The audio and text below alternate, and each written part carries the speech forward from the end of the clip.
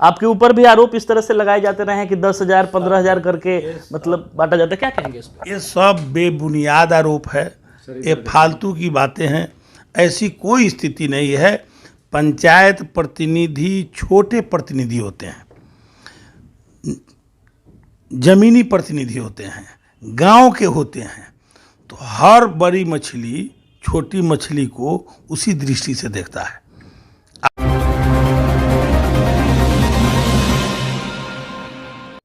बिहार की राजनीति की जब हम बात करते हैं तो कुछ ऐसे शख्सियत हैं जिनके बिना बिहार की राजनीति जो है पूरी नहीं हो सकती है।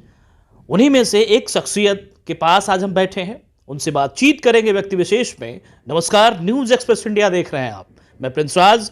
आपकी मुलाकात हम एक ऐसे शख्सियत से करवाने वाले हैं जिनका तारुफ शायद उसकी कोई ज़रूरत भी नहीं पड़ेगी। पर्सनालिटी आप देखते समझ सकते हैं, उनके चीज़ों से आप वाकिफ़ हैं, बिहार की राजनीति में कितना अहम स्थान रखते हैं। दिनेश सिंह जी हमारे साथ हैं, MLC। सबसे पहले इनका बहुत बहुत स्वागत करते हैं। धन्यवाद। जिस तरीके से बिहार की राजनीति को और मुजफ्फरपुर की राजनीति खासकर, जिसको आप बहुत लंबे समय से निरंतर यहाँ पे आप काम भी कर रहे हैं, लोगों से मिलजुल कर सब कुछ बेहतरीन कर रहे हैं, क्या कहेंगे इस मौके पर? क्या कहना है, 20-21 साल हो गया। जहाँ तक बन पाता है जनता की सेवा करते हैं, और ख़ास करके हम लोगों का राजनीतिक करियर तो पहले से भी था।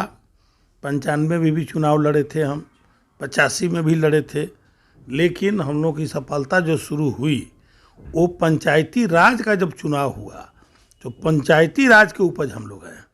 इसलिए पंचायती राज के जो हमारे प्रतिनिधि हैं 2001 से, उनका अधिकार, हक, हुकूम, मान सम्मान की लड़ाई लड़ने में बहुत मज़ा आता है और खुशी मिलती है। उनके लिए सोचते रहते हैं, उनकी लड़ाई लड़ते हैं, ताकि ये लोग हमारे मुजफ्फरपुर ज़िला के जो जनता है, जो बापू का सपना था, बापू का सपना था कि गांव के लोग गांव में राज करें। जिस तरह से केंद्र में सरकार हो, राज्य की सरकार हो, उसी तरह गांव की सरकार हो, ग्राम स्वराज हो। और ग्राम स्वराज की जो कल्पना बापू ने सोचा था और चुनाव 23 सालों के बाद हुआ, उसमें जहाँ जहाँ कमियाँ रहती है, प्रतिनिधियों को जो दिक्कत होती है गांव की सरकार चलाने में, उस बात की सुझाव सरकार को देते हैं और धीरे धीरे उसका इम्प्लीमेंट कराने का काम करते हैं। गांव में रहते हैं, मुजफ्फरपुर में रहते हैं, पटना और दिल्ली में हमको मन नहीं लगती है, अपने वोटर के बीच में रहते हैं, 24 घंटा इजी अवेलेबल रहते हैं। सबसे बड़ी बात यह है कि MLC जो जिस प्रकार का ये पद है, उस पद के अनुसार कि ग्रामीणों के बीच में, ग्रामीण जो सरकार है, त्रिस्तरीय पंचायती चुनाव जो होता है और उसमें जो चुन के आते हैं प्रतिनिधि, उनके बीच उनको मार्गदर्शन देना और सरकार के योजनाओं का जमीनी स्तर पे बेहतरीन फलीभूत करना, ये सबसे बड़ा कर्तव्य होता है। एक सवाल करना चाहेंगे, चूंकि 19 साल से आप जो MLC का ये पोस्ट, मुजफ्फरपुर के इकलौते सिरमौर रहे हैं आप, बेताज बादशाह जिसको कह सकते हैं हम, क्या कहेंगे किस प्रकार का काम इस दिनों हुआ है और संतुष्टि कितनी मिलती है इससे? मुजफ्फरपुर की ही संतुष्टि नहीं मिलती है। मेरे वजह से मैंने शुरू से ही पंचायती राज के प्रतिनिधियों का मानदेय, वेतन, भत्ता, अधिकार, अधिकारियों के सामने मान सम्मान की जो लड़ाई लड़ी और जो सुझाव सरकार को मैंने दिया, एक मेरे वजह से समझिए कि पूरे बिहार में, हम तो मुजफ्फरपुर जिला के हैं, लेकिन पूरे बिहार के प्रतिनिधियों का मान सम्मान मैंने बढ़ाने का काम किया। क्योंकि एक मुजफ्फरपुर के लिए तो सरकार नोटिफिकेशन नहीं कर सकती थी, जो भी यहाँ का सुझाव दिए उसके आधार पर पूरा बिहार का काम हुआ। और फिलहाल जिस तरह की स्थिति है, चूंकि चुनाव का माहौल है, धीरे धीरे नोटिफिकेशन चुनाव आयोग की तरफ से आएगा, पार्टी जो है अपने लिस्ट जारी करने में लगी है, और जिस प्रकार की लिस्ट मुजफ्फरपुर में है, आरोप प्रत्यारोप का दौर भी जो है वो शुरू हो चुका है। विरोधी हमेशा इस तरह का आरोप लगाते रहे हैं कि दिनेश सिंह की अपनी जो छवि है वो इस प्रकार की है कि प्रतिनिधियों का सर्टिफिकेट तक लेने की बात करते हैं। क्या कहेंगे इस पे, थोड़ा सा क्लियर? ये टोटली गलत बात है। सर्टिफिकेट से वोट नहीं गिरता है ना, वोट तो उसको जाके गिराना पड़ता है। और आरोप प्रत्यारोप शुरू से जब से हम लड़ रहे हैं तभी से हम पर लगते रहता है, लेकिन प्रतिनिधियों का जो मेरे प्रति सम्मान है और कितना हमको चाहते हैं, इसका 3 बार का रिजल्ट आपको बता देगा कि 8 साढ़े 8 बजे सुबह में बिहार का पहला रिजल्ट हमको होता है। दूसरी बात कि 3 बार हम लड़े और तीनों बार में जो स्थिति रही यही कि हमारे जो विरोधी लड़े हैं, पिछले बार जो लड़े तो उनको सबसे अधिक वोट आया, शायद 267, 97%, 98% तो वोट आता है। ये विश्व रिकॉर्ड है, हिंदुस्तान रिकॉर्ड है। इससे अधिक हम क्या सफाई दे सकते हैं? हमारा सफाई मतलब कि 3% में विरोधियों को समेट देते हैं एकदम अच्छे तरीके हो जाएगा कि इन लोगों को दे रहे थे। 3% में समेट देते हैं विरोधियों को। अभी तक का जो रिजल्ट हुआ है, अब हमको याद नहीं है, लेकिन पूरे बिहार का रिजल्ट देख लीजिए, सब नेट पर मिलेगा, और उसमें देख लीजिए कि मुजफ्फरपुर का रिजल्ट क्या आया है।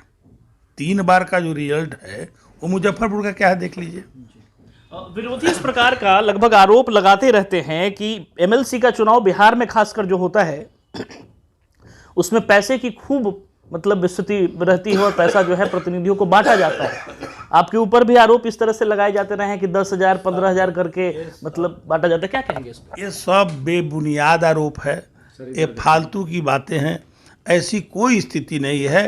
पंचायत प्रतिनिधि छोटे प्रतिनिधि होते हैं,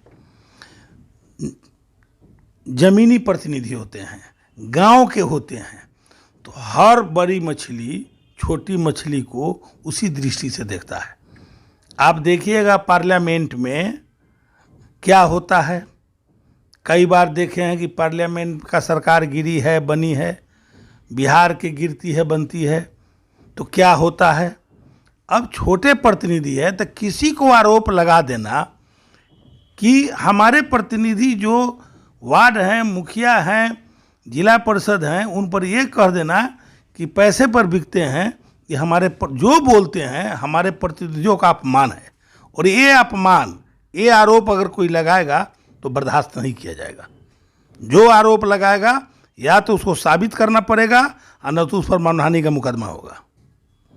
बिल्कुल। इस बार चुनाव चूंकि होगी, चुनाव में आएंगे भी, क्या करना चाहते हैं प्रतिनिधियों के लिए और जनता के लिए इनडायरेक्टली? हम जो करना चाहते हैं, हमारे प्रतिनिधि हमारे जनता के लिए करेंगे, जिनको इन लोगों ने चुन के भेजा है, और इनका हक हुकूमत दिलाना। और मैं सारे 16 प्रखंड के प्रतिनिधियों का सम्मान समारोह किया हूँ, और उनका क्या कर्तव्य है, कैसे उनको चलाना चाहिए, उस सब लोगों को खुला मंच से केवल प्रतिनिधि को बुला के, दूसरे को नहीं बुला के, मैंने उनका अधिकार हक सब बताया हूँ। और आगे क्या क्या उनको सरकार से हम दिलवाएंगे और क्या क्या फैसिलिटी उनको मिलेगी और क्या क्या अधिकार और दिलवाने का काम करेंगे, इस सारे प्रतिनिधि को खुला मंच से हम बता चुके हैं। हाँ, कहीं ना कहीं कहा जा सकता है कि एक तरफ जहां दिनेश सिंह प्रतिनिधियों का सम्मान करते हैं, उसके लिए सम्मान समारोह का आयोजन करते हैं, वहीं पे जो विरोधी हैं वो अलग अलग तरीके से प्रतिनिधियों को अलग अलग आरोप में बराबर ये कोशिश करते हैं, उनका अपमान करने का प्रयास करते हैं। और सबसे जो बड़ी बात है वो ये है कि 18 साल 19 साल एक लंबा वक्त होता है, और इस दौरान कभी भी एंटी कॉम्बिनेंसी टाइप की चीज नहीं हुई, और वोट में जो परसेंटेज में गिरावट है वो नहीं हुई, लगातार बढ़ता चला गया। क्या इसमें क्या माहिरी है? ये माहिरी ये है इसमें कि हमारे जो प्रतिनिधि हैं वो किसी भी प्रतिनिधि से जाके पूछ लीजिएगा, मेरा मोबाइल 24 घंटा खुला रहता है, और मैं खुले तौर पर सभी माननीय मुखिया, उप मुखिया, वार्ड समिति प्रमुख को कहते हैं कि जब हमारी आवश्यकता हो, जरूरी पड़े, आप हमको 24 घंटा कॉल कर सकते हैं, हमारा सेवा ले सकते हैं। और मैं 2-3 दिन के लिए अगर कहीं बाहर चला जाता हूँ, फिर भी मैं मोबाइल पर रख के काम करता हूँ। और इतना इजी अवेलेबल, मैंने एक दिन पटना में प्रवास नहीं किया, हाउस करने भी गया तो दौड़ा ला गया कि पता नहीं किसको को काम होगा।